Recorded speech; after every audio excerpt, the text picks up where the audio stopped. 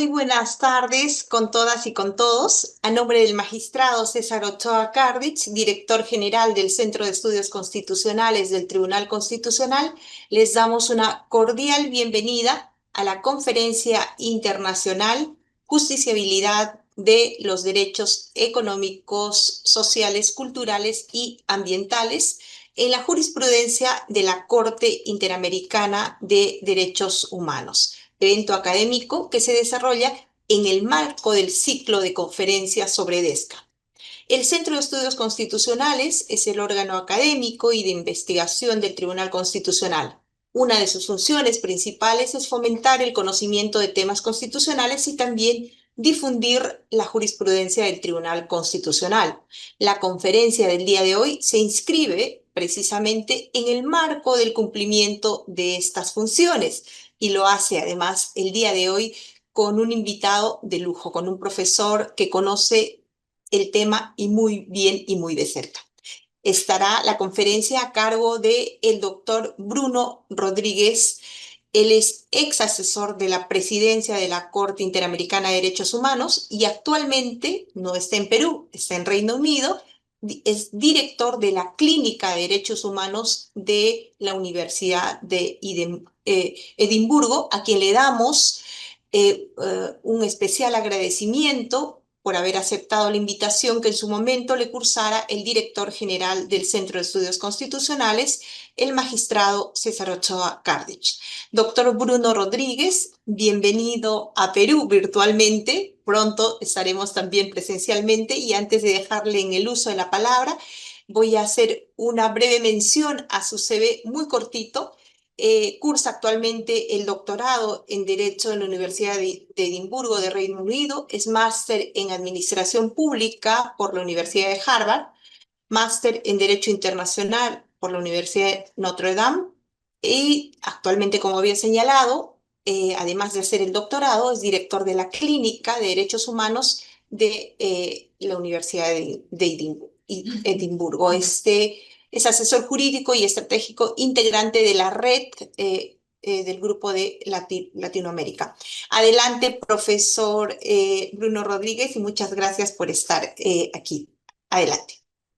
Muchas gracias, doctora. Para mí es un honor poder estar con ustedes el día de hoy. Quiero agradecer especialmente al magistrado César Ochoa Cardich, quien me cursó la invitación, a él como director del SEC, y también a la doctora María Candelaria Quispe, quien es la directora académica, y por sus buenos oficios es que estoy acá y quiero agradecer para que me hayan invitado a un tema que es tan importante. Yo voy a tener la suerte de estar en Perú en las próximas 2 semanas, por eso estoy contento de que esto sea una antesala a mi ida al Perú, que creo que es perfecta para poder calentar un poco eh, los motores académicos, porque justamente voy por un evento importante que es el encuentro de los institutos de derechos humanos que va a tener lugar en la Universidad Católica del Perú en el 12 de septiembre, ¿no? Entonces, para mí es un honor poder estar con ustedes. El tema que vamos a tratar el día de hoy es un tema que es de especial relevancia en nuestra región y en el derecho internacional de los derechos humanos y que creo que por la constante evolución que tiene y por la dinámica y el dinamismo con el que se está evidenciando y por las problemáticas que tenemos en la región, es esencialmente importante desde una perspectiva constitucional. Entonces, hoy vamos a hablar de la justiciabilidad de los DESCA y me gustaría abordarla principalmente teniendo en consideración 3 puntos clave, ¿no? Primero, el contexto normativo internacional, es decir, cuál es el contexto en el que nos insertamos. Cuando hablamos de DESCA, estamos hablando de derechos económicos, sociales, culturales y ambientales. Ha habido desde siempre en el ámbito del derecho internacional de los derechos humanos una distinción que es un poco tediosa entre los derechos civiles y políticos y los derechos económicos, sociales y culturales.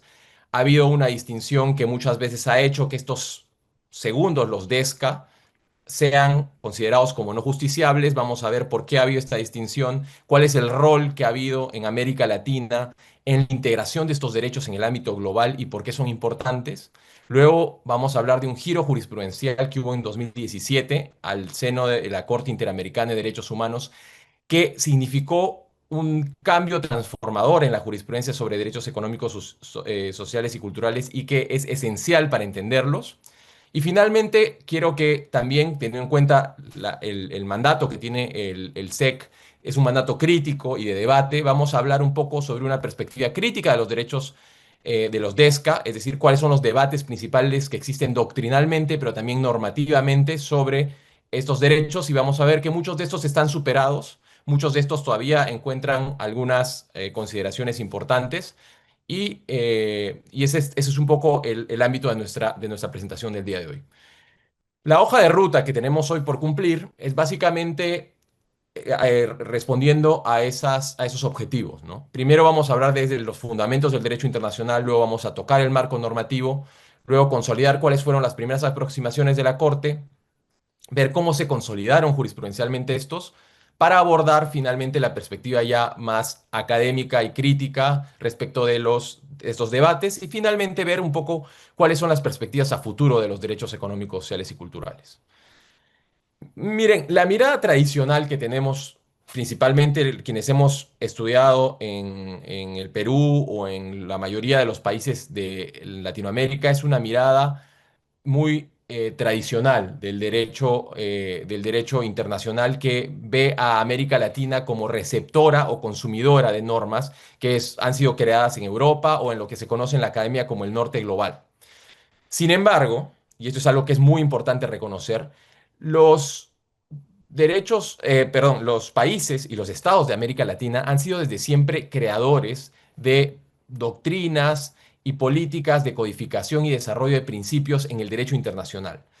El derecho internacional en América Latina ha tenido un dinamismo propio desde un inicio, es decir, desde el momento en que los estados latinoamericanos fueron independizados, se independizaron más bien y fueron considerados estados independientes. Y esta realidad regional es importante tenerla en cuenta porque esto ha marcado no solo el derecho internacional como lo conocemos hoy, en nuestra región, sino en el mundo. Esto es parte de la investigación que yo tengo, de parte de mi investigación doctoral, busco un poco los orígenes del derecho interamericano y cuál es el rol que hemos tenido los latinoamericanos en influir en el derecho internacional en general.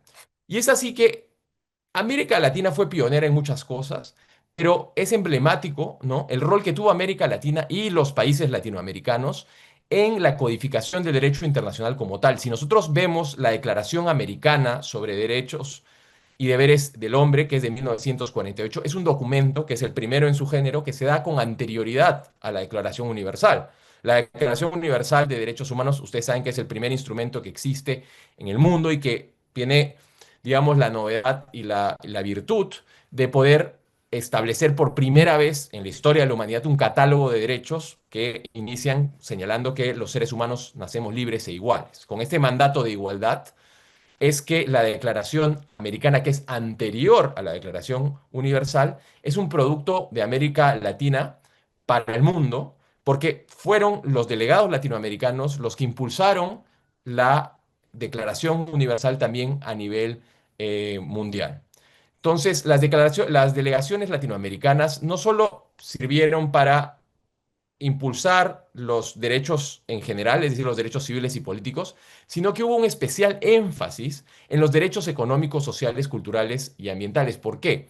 Porque América Latina tiene una tradición jurídica, si es que nosotros nos vamos a las primeras constituciones, la Constitución de Querétaro de 1917, la Constitución Mexicana de 1917, es la primera en establecer los derechos sociales. ¿Por qué? Porque nuestra región por influencia ya sea de la doctrina social de la Iglesia, dicen algunos historiadores, otros dicen por el propio contexto de una región que tenía amplias desigualdades y que se independizaba en ese entonces, estamos hablando de finales del siglo XIX. Entonces, es una región que va a entablar una perspectiva social muy importante. Y esta participación que tuvo América Latina ha sido documentada por teóricos como Marian Glendon o Paolo Carozza, quienes han hablado sobre la importancia de la tradición latinoamericana con esta particularidad, que integraba tanto la, los derechos civiles y políticos como los derechos económicos, sociales y culturales y ambientales. La distinción entre ambos derechos después ha sido una distinción que se va a tomar a lo largo de la Guerra Fría porque los países occidentales, Estados Unidos y Europa, tenían una concepción desde la perspectiva de las libertades, la importancia de las libertades individuales, la libertad de expresión, la libertad, los derechos políticos, el derecho a la propiedad, que son libertades esenciales que se oponen desde el individuo oponiéndose al resto de individuos, mientras que los derechos sociales, económicos, culturales son derechos que son ampliamente sociales y que tienen una base mucho más solidaria. Entonces, esta forma que tenía América Latina de integrar ambos derechos se va a ver considerada no solo en las constituciones latinoamericanas, sino que ha habido un trabajo importante de la diplomacia latinoamericana en la posibilidad de esto. Y ahí están figuras como Hernán de Santa Cruz, un chileno, un diplomático chileno que fue el responsable de que se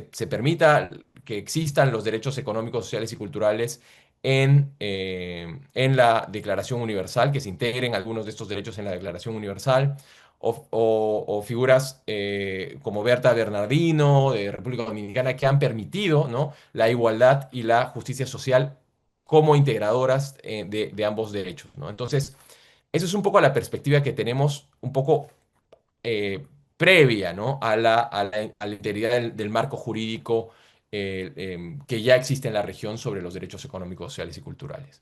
Entonces, siguiendo este contexto, nosotros vamos a ver que América Latina es una región donde el derecho internacional ha sido muy importante y continúa siendo muy importante, porque ha sido primordial para la afirmación de normas y consolidación de normas y principios principalmente relacionados ya una vez que existe la Corte Interamericana de Derechos Humanos, que es un tribunal internacional que fue establecido con la Convención Americana, que la Convención es del 69, pero entró en vigor en el 78, y en adelante, ¿no? Era un contexto donde había dictaduras y gobiernos autoritarios, entonces la mayor parte de las violaciones que se daban eran violaciones a los derechos civiles y políticos por la propia naturaleza de las vulneraciones que se daban. Entonces, en ese entonces, la Corte Interamericana ha sido importante en la consolidación y la creación de jurisprudencia en torno a graves violaciones a los derechos humanos, pero no únicamente, como vamos a ver ahora más adelante, pero es en este contexto, en este ecosistema donde existe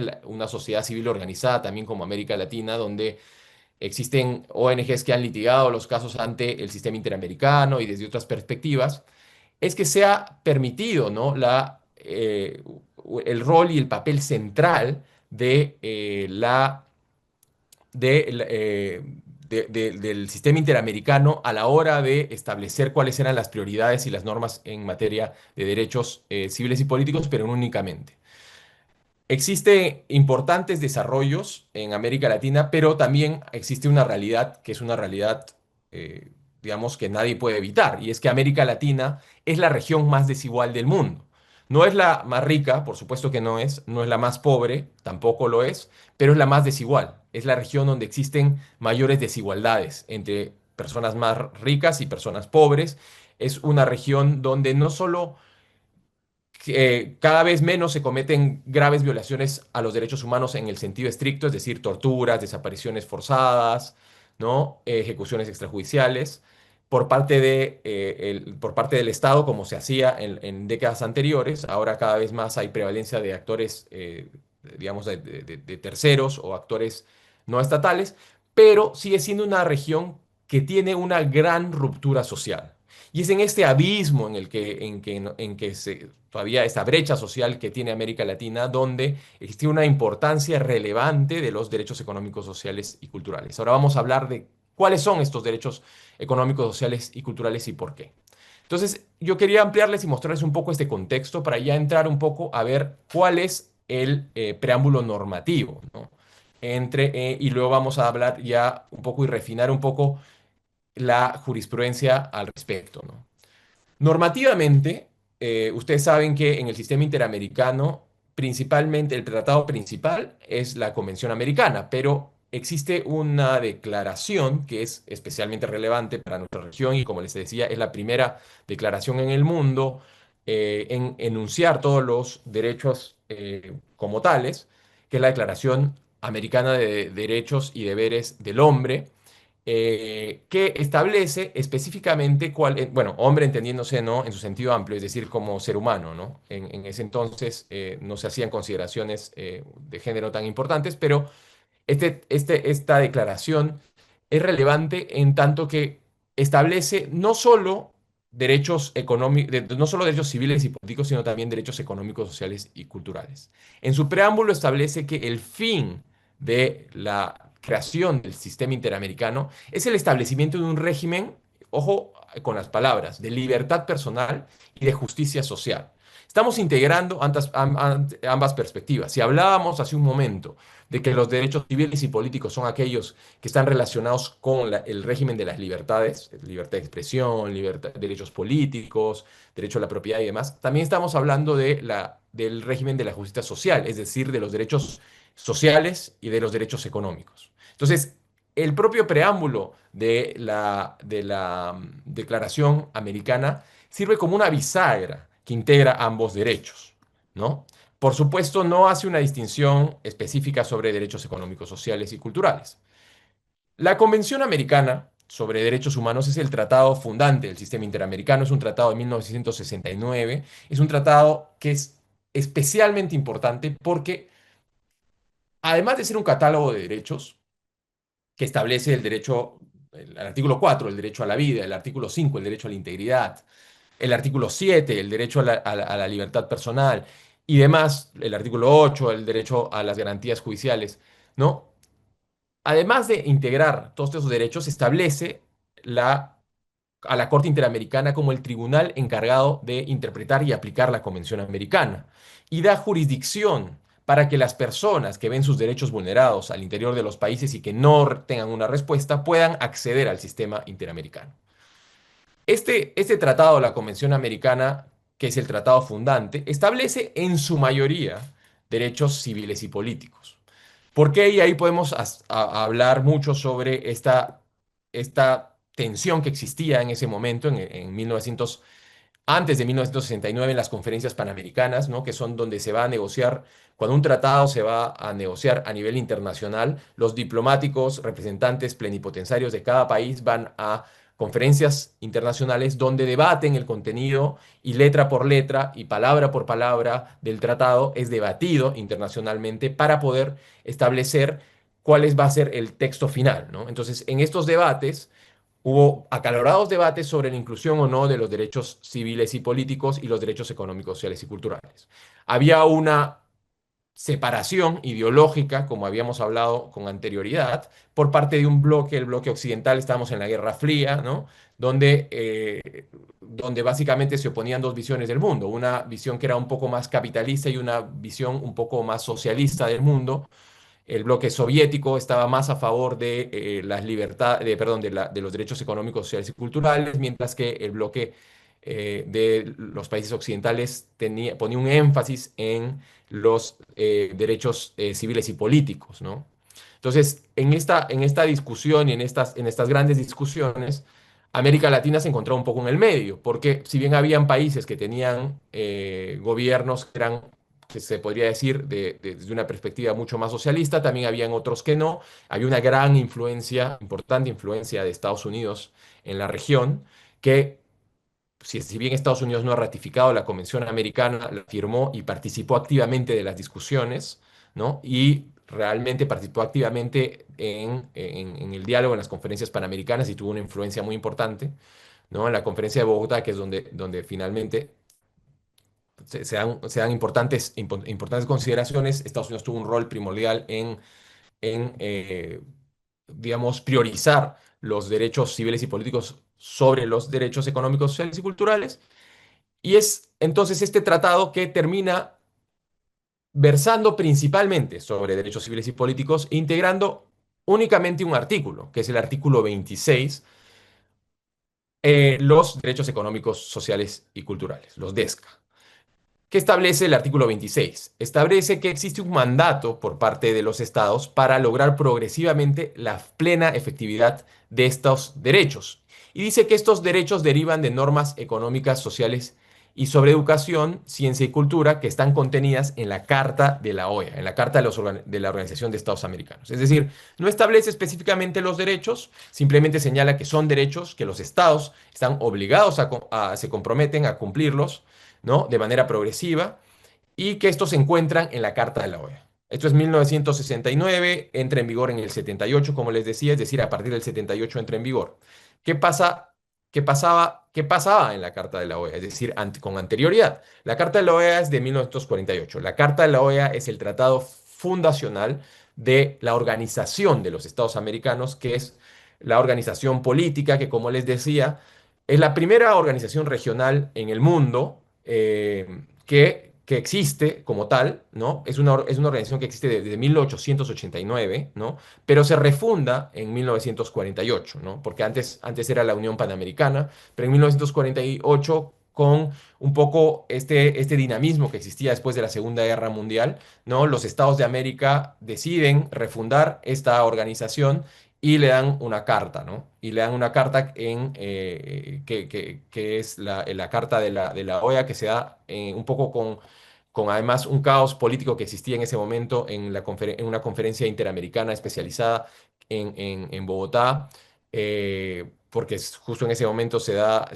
el asesinato de un líder político, había revueltas a lo largo de la ciudad en Bogotá. Es un momento muy interesante para la región porque existía mucho caos político, muchos gobiernos autoritarios, ¿no? Pero es interesante que esta norma, este tratado constitutivo de la OEA, contiene ciertas normas que no son normas únicamente civiles y políticas, sino que habla de la erradicación de la pobreza, del empleo, de la vivienda, de la salud y de la cultura, como no solo como preocupaciones, ojo, y eso es muy interesante, sino como derechos y como deberes de los estados, ¿no? También el derecho a la salud lo integra, es una perspectiva además muy innovadora, estamos hablando de 1948.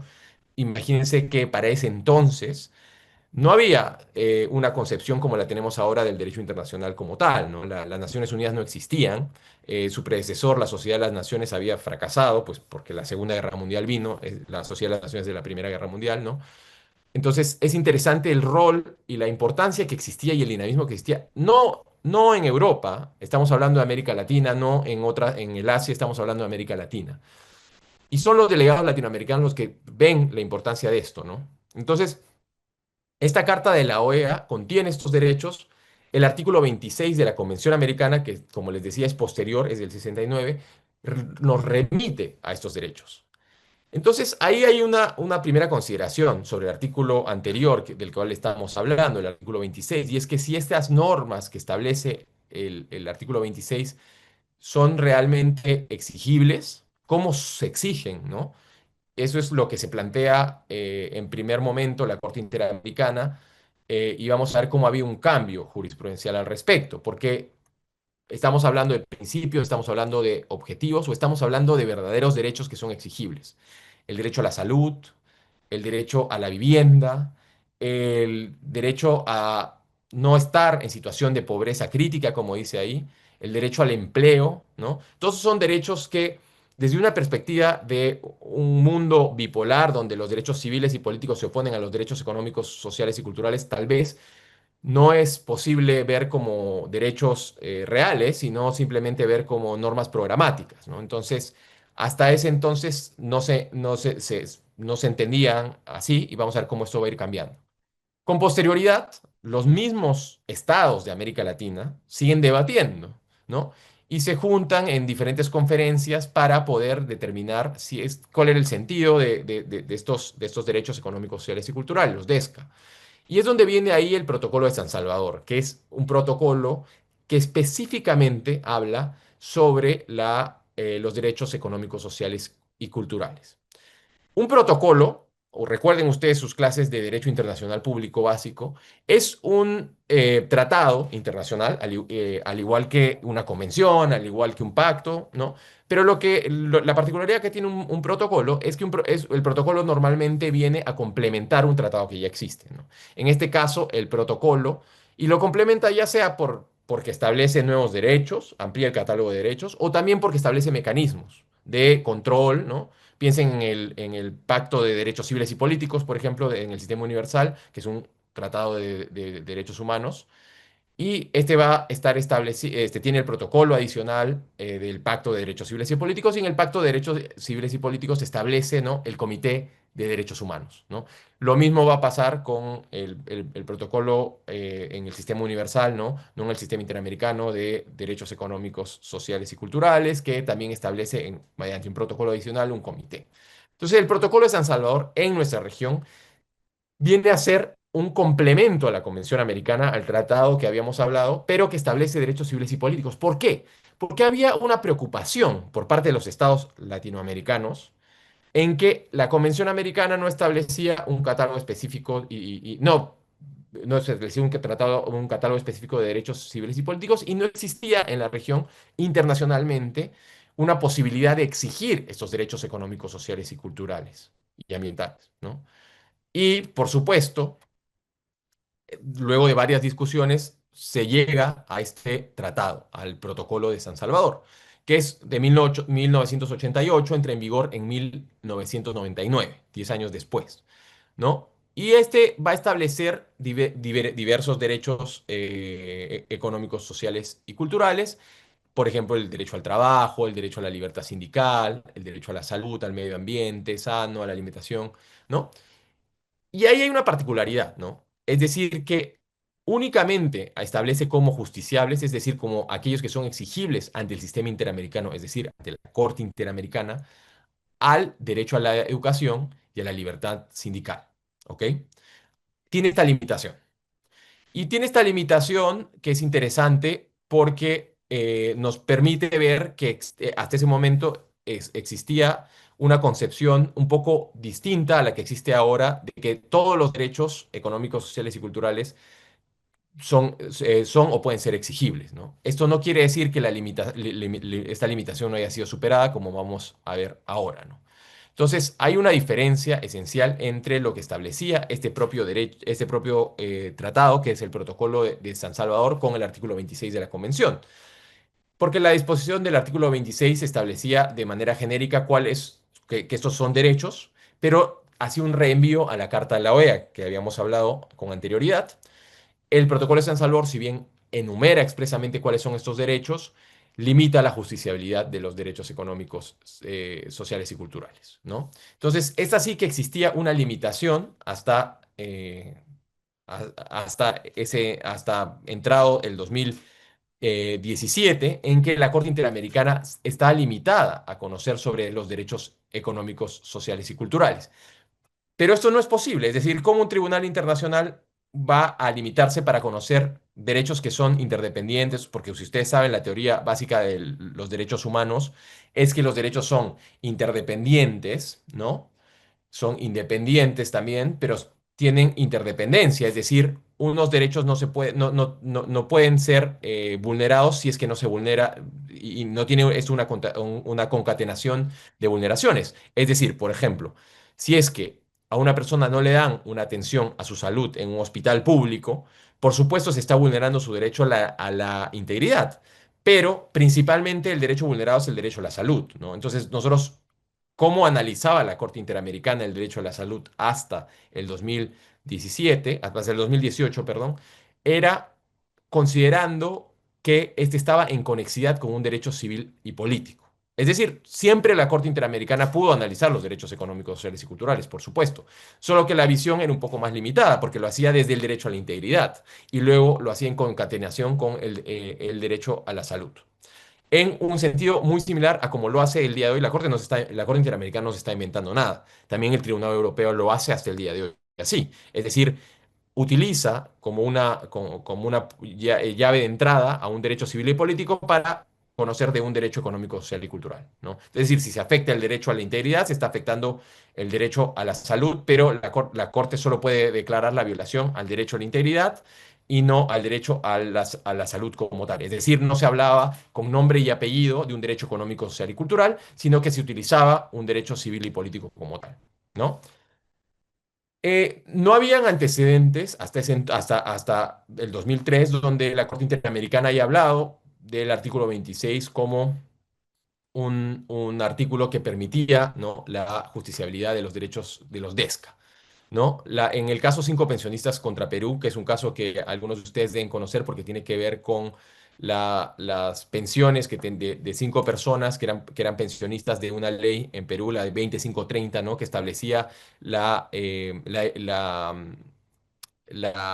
la igualdad automática de una persona pensionista es decir, que se actualizara la pensión de una persona que se encuentra pensionada con un trabajador en su misma categoría en actividad, ¿no? Entonces, hay una reforma en el Perú que limita esta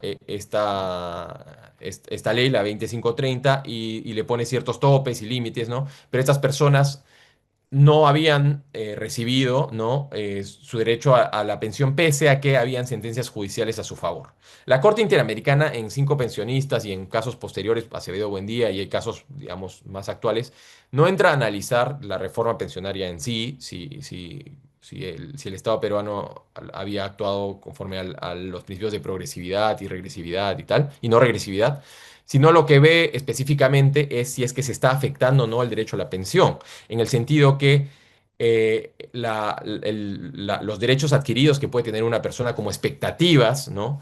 De una pensión se ven vulnerados si es que existe una sentencia judicial a favor de una persona pensionista y sus derechos y esos derechos no son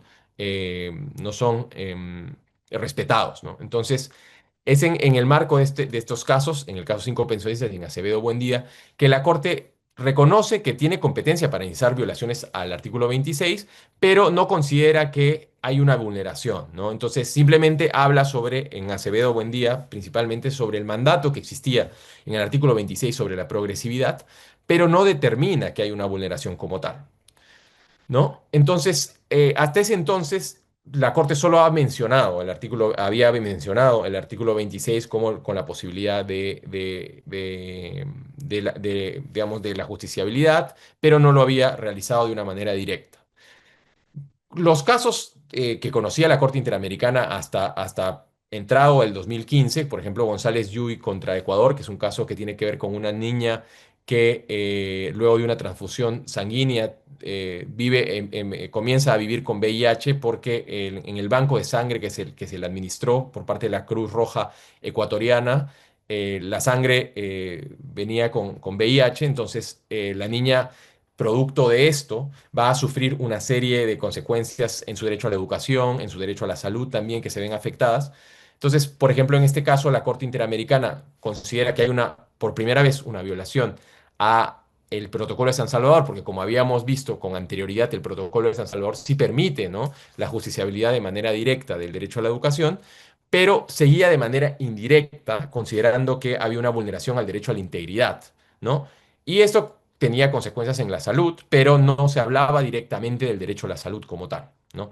Va a ser después, ¿no? En el punto de quiebre, que es el caso, em, el caso Lagos del Campo, que es de 2017, donde finalmente la Corte Interamericana y por primera vez va a hablar de una violación directa a los derechos al artículo 26 y por lo tanto va a hablar por primera vez de la posibilidad de la justiciabilidad directa de los derechos económicos, sociales y culturales. Lagos del Campo es un caso que tiene que ver con los abusos, digamos, al derecho a la estabilidad laboral que sufre una persona, el señor Lagos del Campo, quien es despedido después de que denuncia, ¿no? Abusos en una elección sindical, ¿no? Que se da en una empresa. Es una empresa pública en ese entonces en el Perú, luego fue privatizada, pero en el momento en que se dan esto es una empresa pública. Y en este caso, por primera vez, la Corte va a analizar una vulneración al derecho al artículo 26.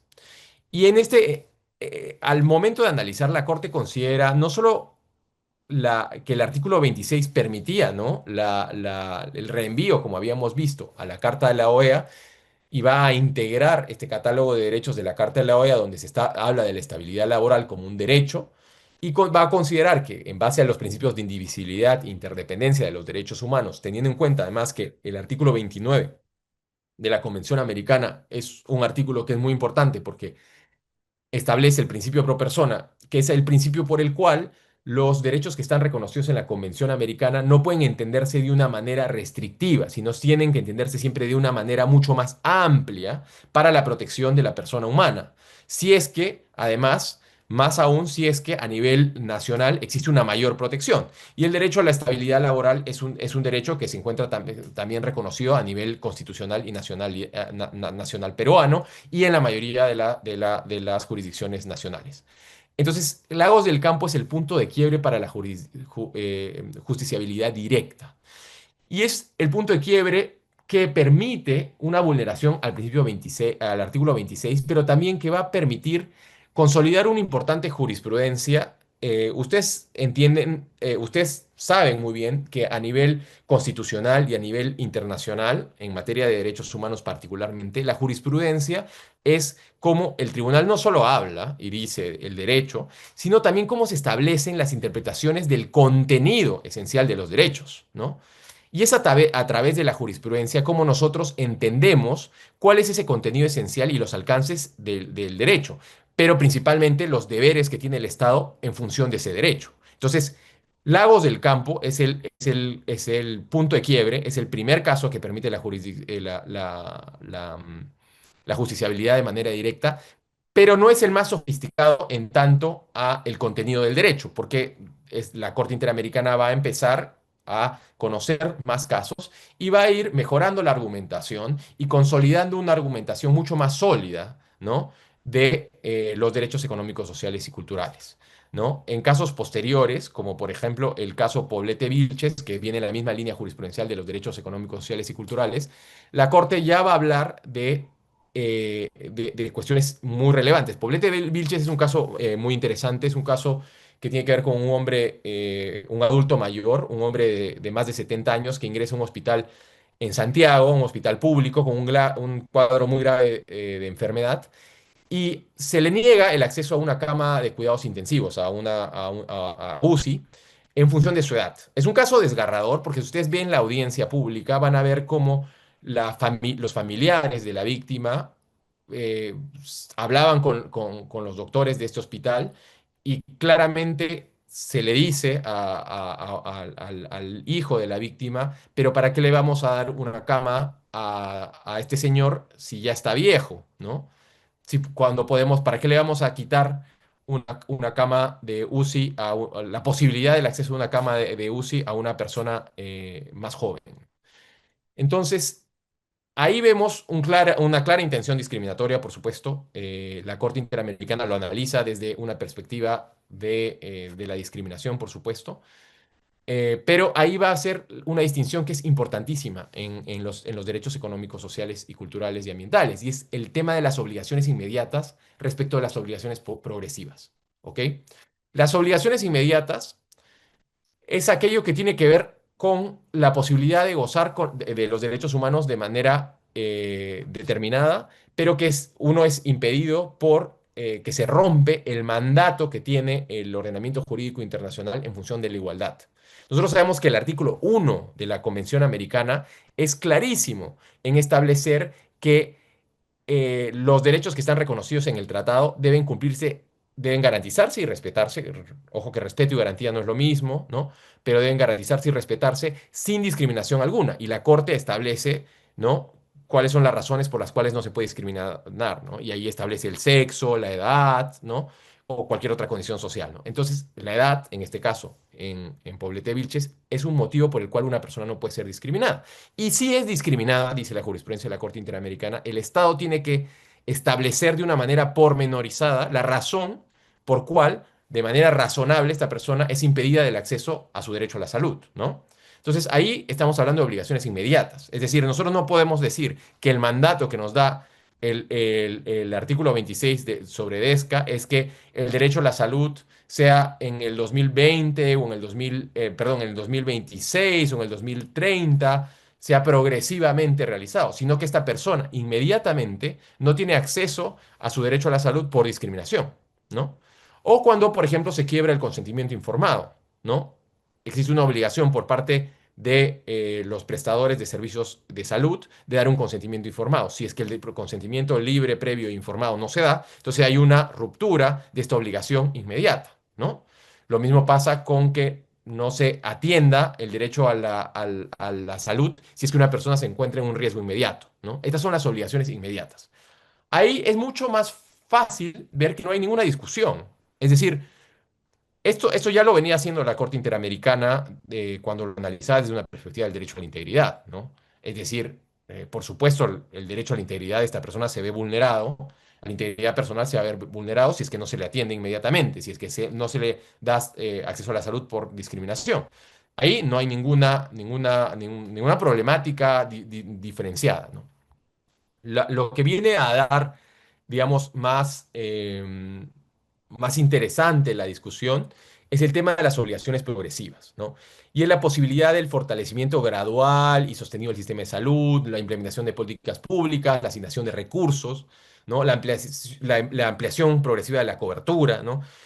Y esto, por supuesto, la Corte Interamericana no lo entiende como una evaluación inmediata. Es decir, la Corte Interamericana no va a entrar a evaluar si es que hay una obligación progresiva es inmediatamente vulnerada, ¿no?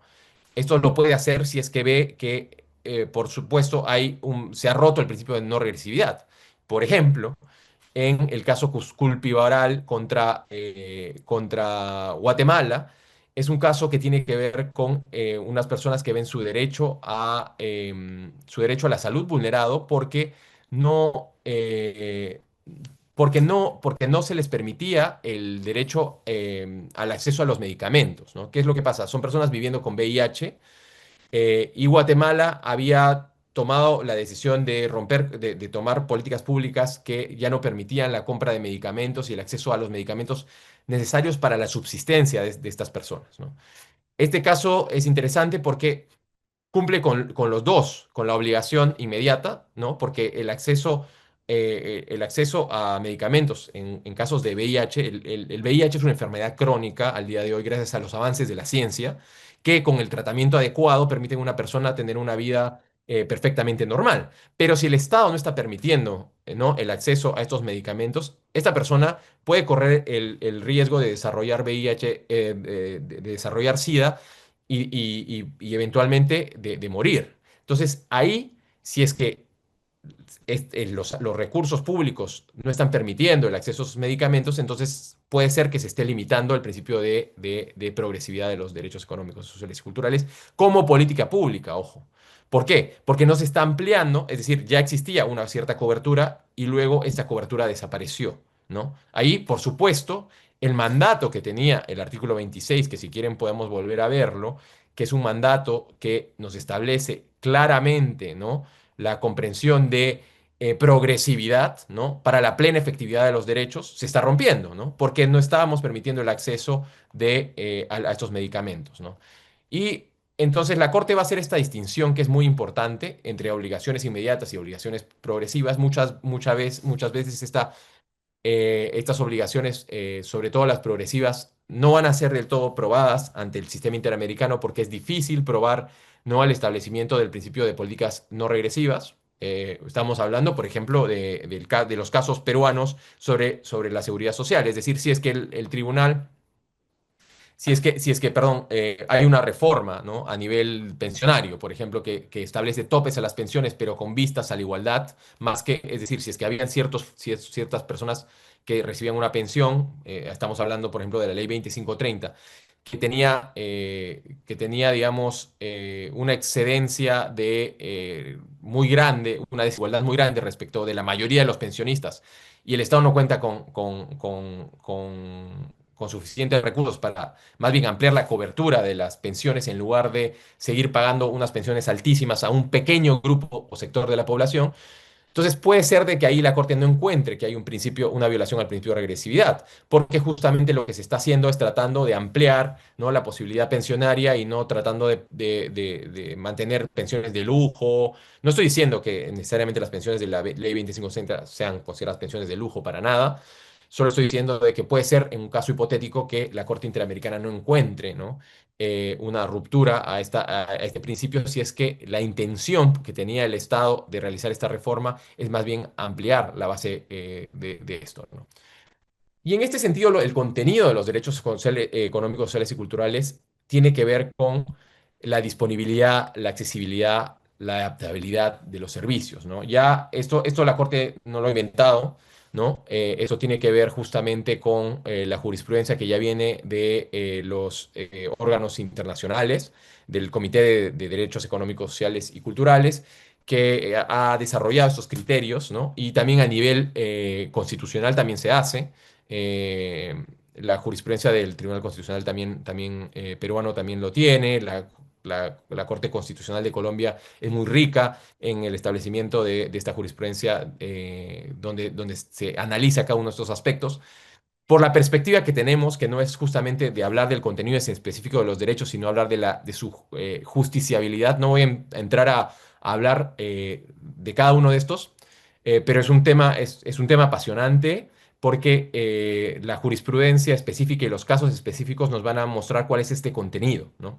Vuelvo y repito lo mismo, ¿no? Nosotros en el ámbito del derecho internacional solo podemos conocer y ahondar en la norma interpretada a través de la jurisprudencia, a través de los casos particulares. Por eso es interesante ver cuáles son los casos que van a venir. Si eventualmente nos volvemos a cruzar en otro foro o en otra discusión, podemos hablar más justamente sobre la jurisprudencia de los DESCA y cada uno de estos derechos, el derecho a la vivienda, el derecho a la imitación y demás, ¿no? Pero la perspectiva de lo que estamos viendo ahora es justamente la justiciabilidad, ¿no? Entonces, continuando con la justiciabilidad y los argumentos sobre la justiciabilidad, ¿no? Ha habido ya Cuscús Vivaral, del caso que les hablaba sobre el VIH en Guatemala y las personas con VIH, va a venir a consolidar también los métodos de interpretación, ¿no?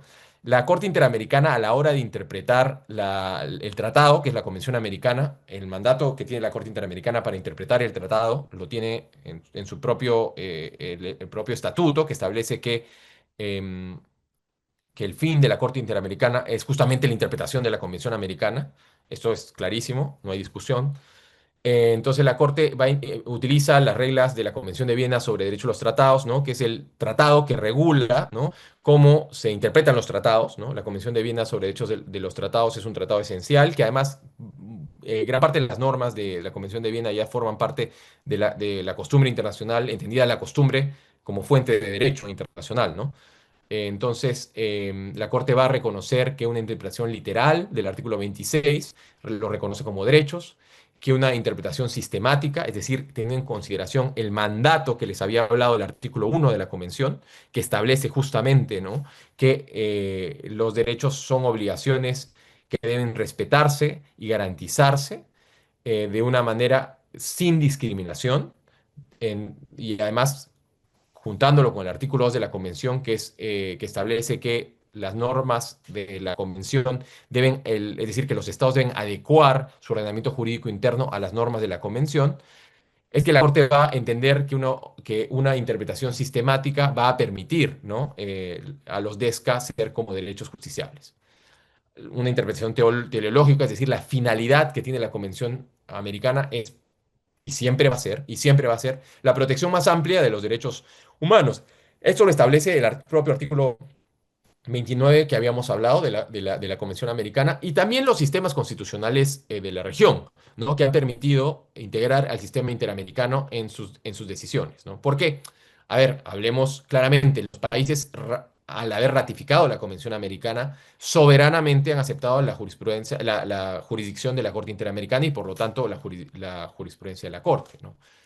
Y finalmente una interpretación evolutiva, que en el ámbito del derecho internacional de los derechos humanos es una interpretación que lo que permite es actualizar el derecho a las situaciones sociales que se viven, ¿no? O sea, un ejemplo clarísimo, y eso no es ninguna invención de la Corte Interamericana, ojo, porque de hecho la jurisprudencia sobre la interpretación evolutiva de los derechos proviene principalmente del Tribunal Europeo.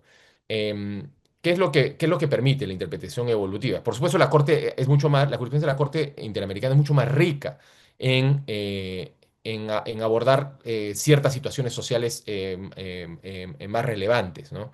Pues justamente por el contexto nuestro probablemente, porque la Corte conoce realidades mucho más diversas que el contexto europeo. Por ejemplo, los derechos de los pueblos indígenas y tribales. La Convención Americana sobre Derechos Humanos no tiene la palabra pueblos indígenas en su literalidad. ¿Por qué? Porque en 1969 en el ámbito internacional no había una discusión central sobre los derechos de los pueblos indígenas y tribales. Pero los derechos de los pueblos indígenas y tribales son esenciales no solo para las jurisdicciones donde existen pueblos indígenas y tribales, Perú, Colombia, Ecuador, Bolivia, todas esas constituciones hablan de los pueblos indígenas y tribales, todos esos ordenamientos jurídicos tienen leyes especiales sobre los pueblos indígenas y tribales. Todos los países que he mencionado han ratificado el convenio OIT 169 sobre derechos, sobre consulta previa, ¿no? El propio Estado peruano tiene una ley sobre consulta previa, ¿no? Entonces, la Corte lo que va a hacer es que va a integrar este catálogo al artículo 21, que establece el derecho a la propiedad, por ejemplo, va a considerar que el derecho a la propiedad también integra el derecho a la propiedad de los pueblos indígenas y tribales, ¿no? Entonces, va a actualizar, ¿no?, este catálogo de derechos, por supuesto, de una manera bastante restrictiva y argumentada. No es que la Corte está creando nuevos derechos de manera ilimitada, ¿no?, sino que lo va a hacer únicamente en la medida en que exista un avance a nivel social y normativo en la región, ¿ok? Entonces, es así como se da la interpretación evolutiva y la Corte considera que los derechos económicos sociales han llegado a esta evolución. Y ahora entramos a la tercera parte ya, y una de las últimas partes de la intervención que tiene que ver justamente con el debate normativo, ¿no? Hay quienes hablan a favor, hay quienes hablan en contra. Los propios jueces de la Corte Interamericana, en su minoría, tienen votos que van en contra de la justiciabilidad directa. Ojo que ningún juez de la Corte Interamericana al día de hoy se ha opuesto a que la Corte conozca de los derechos los DESCA, de los derechos económicos, sociales y culturales, de manera indirecta, es decir, como estábamos hablando antes, ¿no?, en conexidad. El juez Humberto Sierra Porto, por ejemplo, que tiene los votos disidentes en cuanto a la justiciabilidad de manera directa, ¿no?, de los DESCA, sí considera que el contenido esencial de los derechos económicos, sociales, culturales y ambientales es el mismo, solo que no se puede declarar violaciones al artículo 26. Es decir, lo que está diciendo de alguna manera es que es la misma melodía, pero es diferente letra, ¿no?, de la canción. Entonces, estamos hablando de una diferencia jurídica sustancial, no, pero sí es importante para poder llamar a las cosas por su nombre, ¿no? Entonces, este debate de estas dos posturas todavía se sigue dando al seno de la Corte Interamericana y existe un debate importante a nivel doctrinal que yo creo que es simplemente superado, ¿no? Porque se habla mucho de que los jueces no pueden hablar de DESCA por incapacidad técnica. Esto es un debate que es totalmente ilógico porque todos los tribunales que existen en la región a nivel constitucional y la propia Corte Interamericana permiten la participación de peritajes, de expertos, de argumentos de partes, de un tribunal como la Corte Interamericana, además un tribunal que es abiertísimo, que permite la participación básicamente de cualquier persona por medio de amicus curiae, por medio de escritos de terceras partes, de amigos de la Corte, ¿no? Después se habla del populismo judicial, pero bueno, el populismo judicial es simplemente el vicio de lo que más bien es el mandato que tienen los tribunales, y el mandato que tienen los tribunales es el control judicial. Desde una perspectiva de cualquier tribunal constitucional latinoamericano y europeo, existe un mandato para proteger los derechos y garantizar los derechos que están reconocidos en ese instrumento.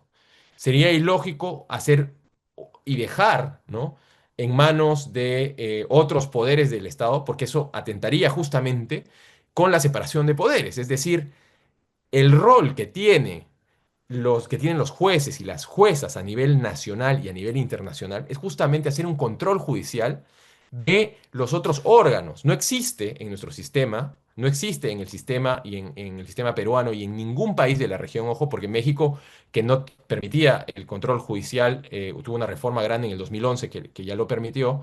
En ningún país de la región no existe una imposibilidad del control judicial.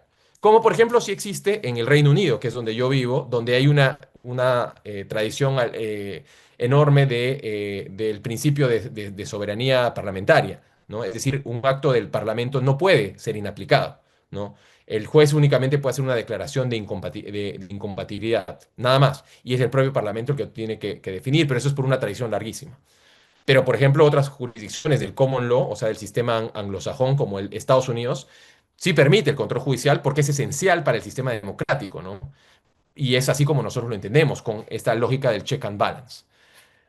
Se habla del intervencionismo de constitucional, de judicial, pero justamente la intervención de judicial lo que hace es permitir que se corrijan el núcleo esencial de los derechos. Es decir, que no hay una inseguridad, que no que el contenido esencial de un derecho no sea irrespetado justamente por una norma que es injusta, ¿no? O por una inaplicación injusta de la norma, ¿no?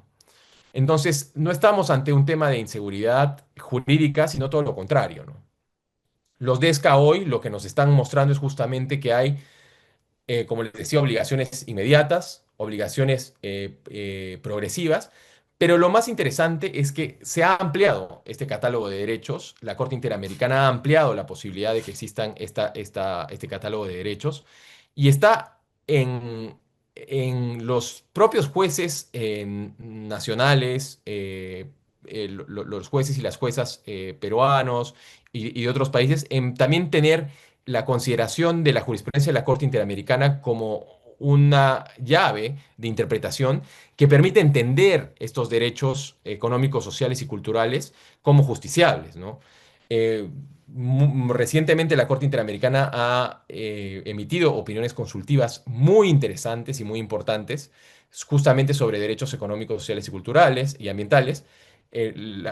Opinión consultiva 32 que acaba de emitir la Corte Interamericana sobre cambio climático es esencial porque nos permite entender cuáles son estas obligaciones que tienen los estados en torno al medio ambiente, pero en torno a la emergencia climática principalmente, y cuáles son los derechos que tenemos nosotros como ciudadanos.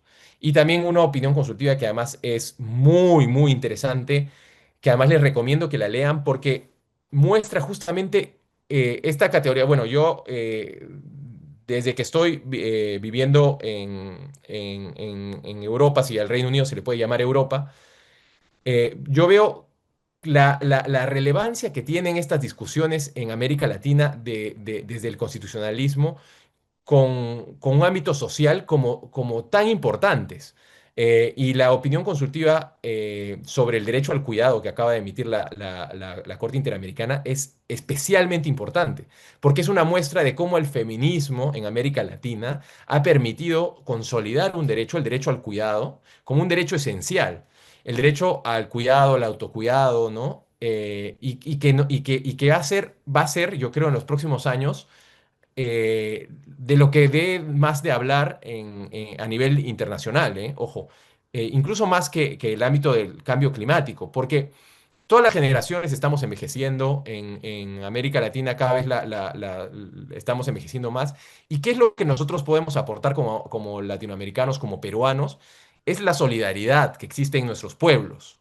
Es esta visión mucho más social de un mundo donde no solo nos integramos a base de libertades individuales, sino que lo entendemos de una manera coordinada y con un tejido social ancestral, ancestral. Nuestras visiones del mundo y de la sociedad son mucho más colectivas. Nosotros estamos, justamente América Latina está integrado en un nivel que es tanto individual como colectivo, que yo creo que ha permitido que estos nuevos derechos se vayan afianzando muchas veces más. Y esto es un poco lo que viene y las discusiones que vienen, ¿no? Entonces, yo quiero terminar ahí porque la idea era mostrarles un poco una base de la jurisdicción perdón, de la jurisprudencia de la Corte Interamericana y cómo se pueden, son justiciables los DESCA, y quedo abierto a la discusión y a cuáles son las dudas que pudieran tener al respecto. Muchas gracias, doctora. Muchísimas gracias, profesor Bruno Rodríguez. Excelente todo el repaso que nos ha hecho sobre la justiciabilidad de los derechos económicos, sociales y culturales, por supuesto, en un contexto de tremendas desigualdades, ¿no? Es todo qué es lo que ha sucedido en la jurisprudencia de la Corte Interamericana y que se viene ahora. Todavía todavía no tenemos sentencias, por tanto no tenemos los criterios del juez Borea, y del juez Moreno, ¿no? Porque la última sentencia publicada por la Corte Interamericana es Reyes Mantilla y otros versus Ecuador, que todavía lleva suscrita la firma de los jueces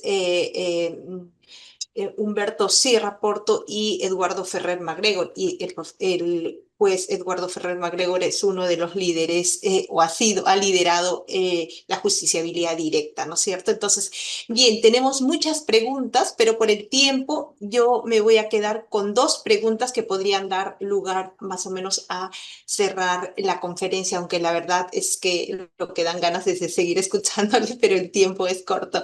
Bien, la primera pregunta sería... ¿No podría la Corte Interamericana de Derechos Humanos ver comprometida su legitimidad al ampliar de manera constante el alcance de los derechos, como en la interpretación del artículo 26 relativo a los derechos económicos, sociales, culturales y ambientales, sin que los estados hayan manifestado expresamente su consentimiento al ratificar la convención? Esa sería una primera pregunta. Y la segunda, si existen derechos como el derecho a un medio ambiente sano, cuyas obligaciones parecen poco claras, pues muchas veces los daños provienen de múltiples actores o incluso de varios estados, lo que dificulta identificar a un responsable directo o concreto. En ese escenario, ¿cómo puede la Corte Interamericana de Derechos Humanos determinar con precisión las responsabilidades estatales y las reparaciones adecuadas? Adelante, profesor Rodríguez. Muchas gracias. No, yo creo que ambas son preguntas esenciales. La pregunta número uno tiene que ver justamente con ¿cuál es el valor que tiene, o sea, la seguridad jurídica en cualquier sistema, en el ordenamiento jurídico internacional y en el nacional, es un valor que es esencial, ¿no? Pero no es un límite absoluto en el sentido de que no se puede, no permita la evolución de los derechos humanos, ¿no? En ese sentido es útil, si es que recurrir a la teoría constitucional, por ejemplo, para poder entender esto, porque el derecho internacional es mucho más abierto a la posibilidad de esta interpretación en el ámbito interamericano, por supuesto. Pero si pensamos, por ejemplo, en la teoría garantista de Ferraioli, ¿no? Que es mucho más, incluso mucho más, yo me vería más cercano, por ejemplo, a Dworkin, ¿no? Que establece más un juez Hércules, es decir, un juez que tiene la posibilidad de crear derecho, ¿no? Porque yo creo que el derecho justamente es el cual se da en los tribunales, ¿no? Es el cual se puede establecer en los tribunales y va a enfrentar realidades sociales y jurídicas determinadas. Pero incluso viéndolo desde la teoría de Fraioli y del garantismo, ¿no? Los derechos, si se entienden como límites al poder, entonces también tienen que ser interpretados desde una manera amplia, pero no como concesiones estatales, sino como garantías que tienen que buscar siempre la máxima protección. La Corte Interamericana no está creando nuevos derechos en ese sentido, es decir, si es que lo vemos desde esa perspectiva del juez garantista, la Corte no está creando nuevos derechos, los está derivando de las propias normas que le establecen los poderes, y esto lo hace a través de los principios constitucionales, bueno, en este caso los principios internacionales, ¿no? Las normas existen, el derecho a la vivienda, el derecho a la salud, el derecho a la estabilidad, y se encuentran en la carta de la OEA que hemos visto, se encuentran ahí. Lo que está haciendo la Corte es simplemente dotándoles de contenido y estableciendo estas particularidades. Por supuesto, ahí puede venir esta discusión recurrente que hay sobre la posibilidad de que se esté, digamos, incumpliendo con el principio de soberanía, en el sentido de que se considere que la Corte está incumpliendo con algún mandato de soberanía, pero todo lo contrario, ¿no? Los estados, al haber ratificado a la Corte Interamericana como un tribunal que se encargue de aplicar la Convención Americana y de interpretar las obligaciones, han aceptado y delegado en esta parte cierto mandato de soberanía, ¿no? La soberanía no se puede entender únicamente como un escudo. La soberanía es un escudo y es un arma. Es un arma para quienes tienen menos, es decir, para quienes se encuentran en una situación de mayor desprotección, ¿no? La jurisprudencia de la Corte Interamericana es clarísima en mostrar cómo el sistema interamericano está hecho para las vulnerabilidades, para las personas que son más vulnerables, ¿no? Revisen la jurisprudencia Fábrica de Fuegos contra Brasil, que son sentencias que nos muestran justamente este mandato transformador que tiene la Corte Interamericana, sí, pero también ¿por qué y cuál es lo esencial del tratado? Y es justamente este mandato de igualdad, ¿no? Entonces, en esta línea no podemos desconocer esta posibilidad. Y ya respecto a la segunda pregunta, que es sobre los derechos medioambientales y particularmente digamos, el contenido esencial de estos derechos, le recomiendo revisar las dos opiniones consultivas al respecto. La opinión consultiva 23 sobre medio ambiente y derechos humanos fue la primera opinión consultiva de la Corte en relacionar el derecho al medio ambiente con los derechos humanos, entendiendo al derecho al medio ambiente sano como un derecho autónomo. Y esto es algo que es primordial en el momento en el que vivimos, porque ¿qué es lo que dice la Corte? Es que no se puede limitar, y nuevamente con la misma lógica de obligaciones inmediatas y obligaciones progresivas, ciertos derechos, que son el derecho a la participación política, el acceso a la justicia y el derecho al acceso a la información, que son tres derechos que ya existen en el ordenamiento jurídico peruano. El derecho al acceso a la justicia existe, ¿no? Entonces, nosotros no podemos limitar el derecho al acceso a la justicia ambiental. Sería absurdo pensar de que yo, si es que no tengo la posibilidad como ciudadano, como ciudadana, de acceder al derecho al acceso a la justicia, tampoco al derecho a la libertad de información, al acceso a la información y tampoco a la participación. Obligaciones inmediatas. Y luego hay obligaciones más progresivas, y ahí la Corte va a hablar de todo lo relacionado en la opinión consultiva sobre cambio climático que acaba de notificar, relacionado con el principio de precaución, ¿no? La posibilidad digamos, de la limitación que tiene que tener ante la duda el aparato estatal de la realización de actividades que pueden, según el mayor conocimiento científico, que podrían causar daños ambientales, ¿no? Y otros principios que de alguna manera nos van a mostrar este desarrollo progresivo, pero que también tienen algún sentido de obligaciones inmediatas, ¿no?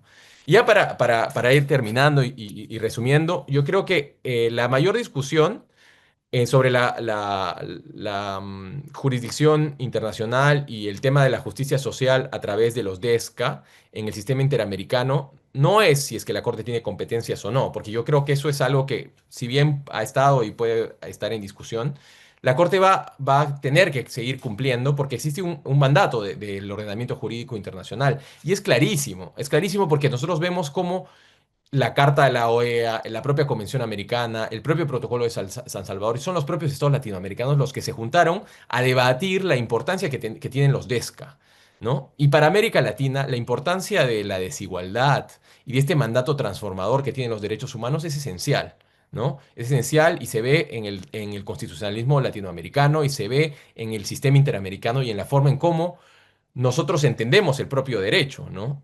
No podemos entenderlo ya más como el derecho como algo que sea únicamente formalista y que nos permita únicamente libertades y más bien limitar libertades y no todo lo contrario, sino ampliar, ¿no?, la justicia social. Muchas gracias, doctora, y yo creo que con eso concluimos. Muchísimas gracias, doctor Bruno Rodríguez, de verdad, por esta magnífica conferencia en un tema tan importante como la justiciabilidad de los derechos económicos, sociales, culturales y ambientales. Como habíamos señalado, una de las funciones principales del Centro de Estudios Constitucionales es fomentar el conocimiento en temas constitucionales y con la magnífica conferencia del día de hoy cumplimos plenamente ese objetivo. Muchísimas gracias a todos los que nos han acompañado esta mañana y muchas gracias al profesor Bruno Rodríguez. Asimismo, a todos los asistentes quisiéramos invitarles a nuestras próximas actividades académicas. El 8 de septiembre tenemos una actividad presencial y también virtual para quienes así lo decidan, pues contaremos con la participación en este evento denominado Fundamentos Constitucionales de la Libertad Solidaria y de la Actividad Empresarial, que tiene también un hilo conductor con el tema del día de hoy, en la que estarán presentes el magistrado César Ochoa Cardich, director general del Centro de Estudios Constitucionales, el doctor Jaime Rodríguez Arana, presidente del Foro Iberoamericano de Derecho Administrativo, que llegará desde España, el doctor Ezequiel Casasne, vicepresidente del Colegio de Abogados de Argentina, que también llegará por este evento, y el doctor Piero Stucchi, director de la Sociedad Peruana de Derecho Administrativo. También en el mes de septiembre tenemos la segunda parte del curso Derecho Procesal Penal y Constitucional 2 sobre habeas corpus. Están cordialmente invitados y les reiteramos nuestro agradecimiento. De ese modo, entonces, damos por concluida esta conferencia. Buenas tardes con todas y con todos. Buenas tardes, profesor Rodríguez. Buenas tardes, Gracias. muchas gracias. Hasta luego.